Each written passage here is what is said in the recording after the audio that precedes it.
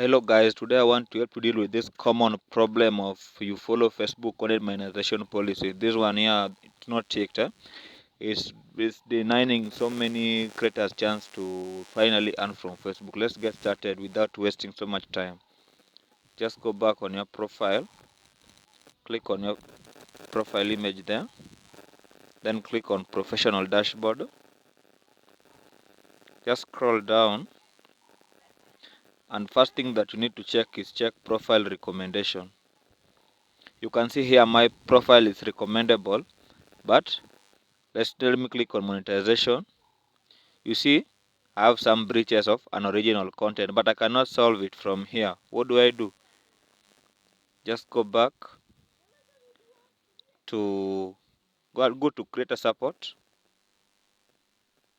Sorry, just go back like this to settings, then help and support. Click creator support, then support inbox. Click on support inbox, then click on your alerts.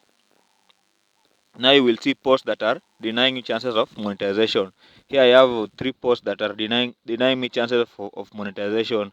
Once I delete them, I will be able to monetize on Facebook without much struggle. Okay, if you can just check this post here,